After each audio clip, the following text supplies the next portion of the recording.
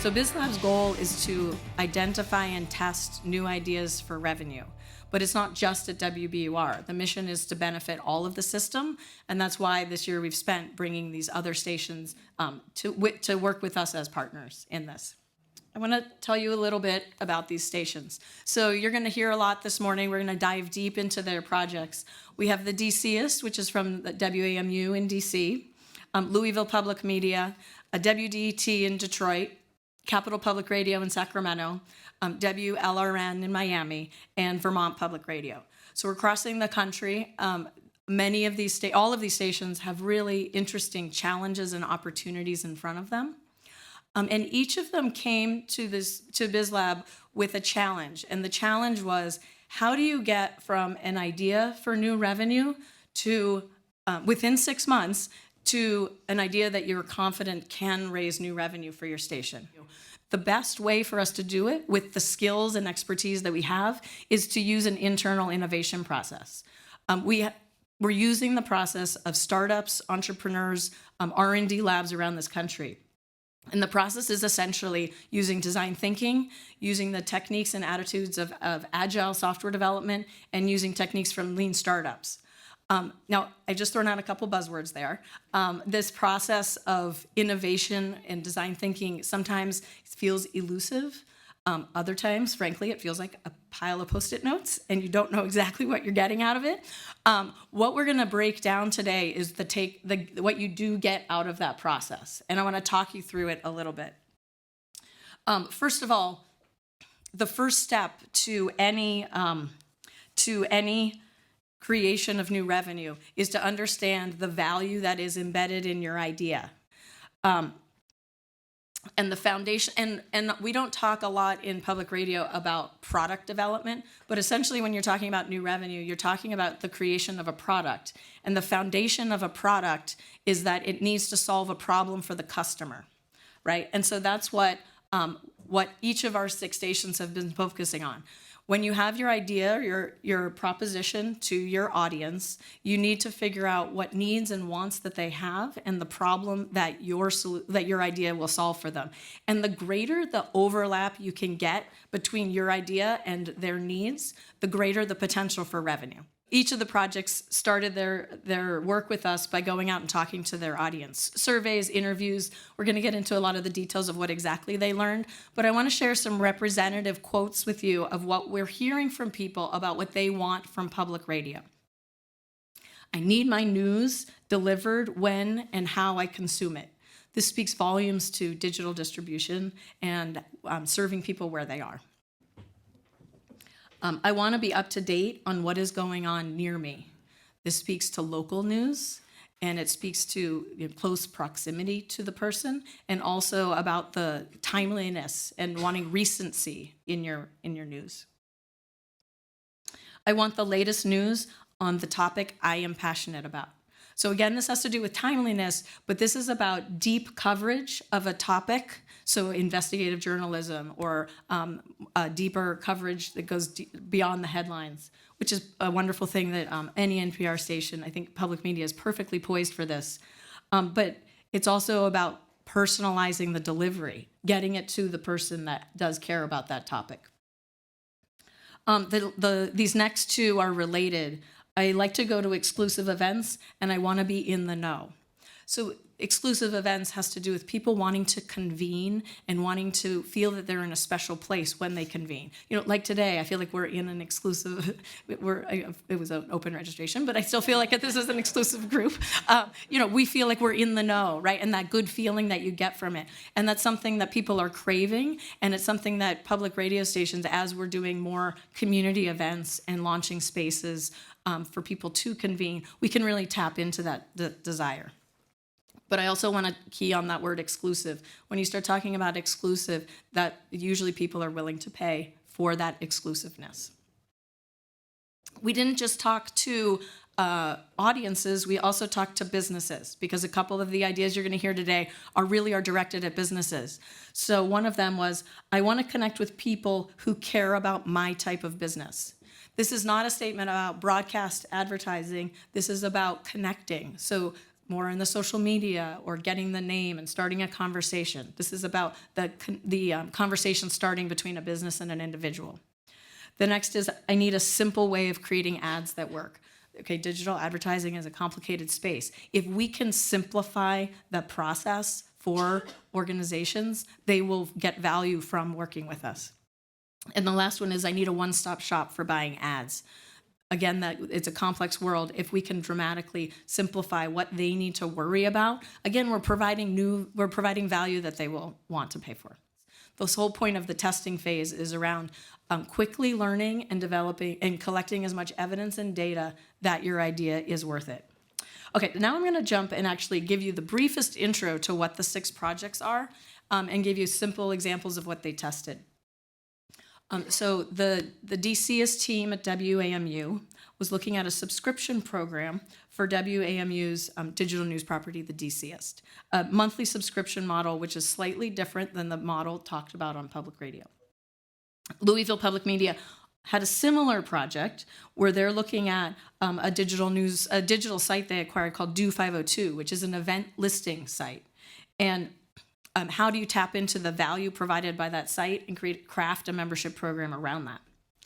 WDET has been looking at promoting small local businesses in Detroit to WDET's audience through social media.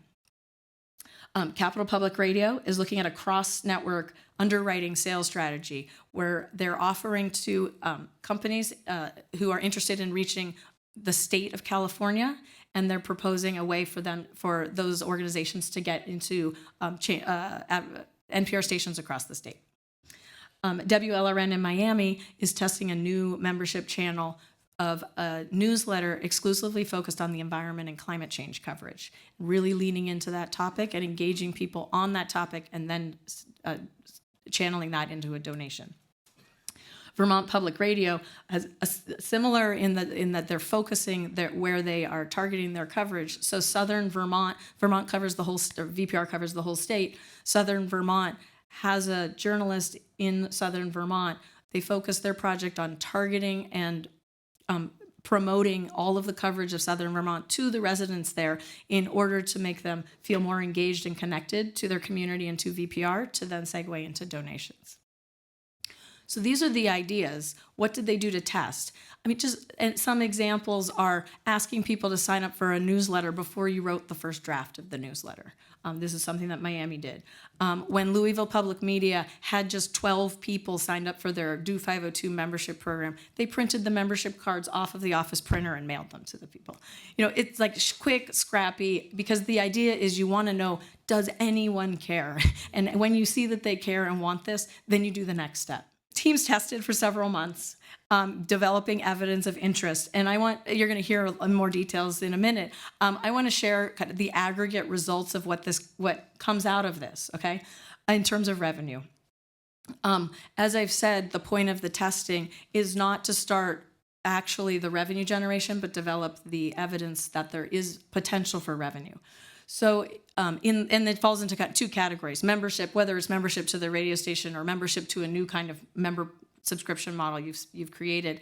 In the testing that the stations did, they managed to pull in $15,000 of funding, of contributions from individuals, and because of that, they have determined that in the year 2020, collectively, they believe they'll bring in over $100,000 in new revenue for public radio.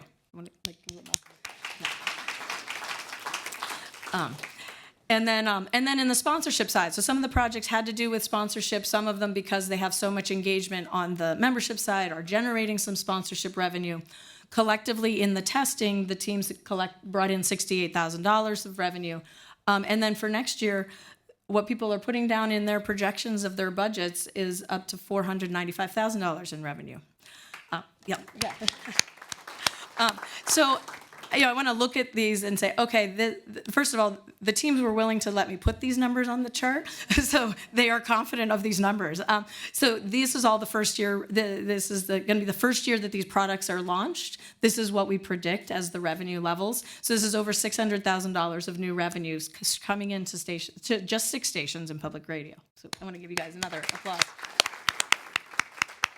When you're done experimenting, you're not finished. And that's this high point of risk at the end of a testing phase, is how do you get this great idea that you have confidence will make money out of the lab and into the operations of your organization? Basically, how are you going to launch this? So we're going to spend, at lunchtime, we have a keynote speaker, Tamsin Webster. It's going to come up and talk to us specifically about the critical step of convincing the rest of your organization that this is a must-do, that you have to take this innovation out of the lab and scale it. And this isn't an unknown problem.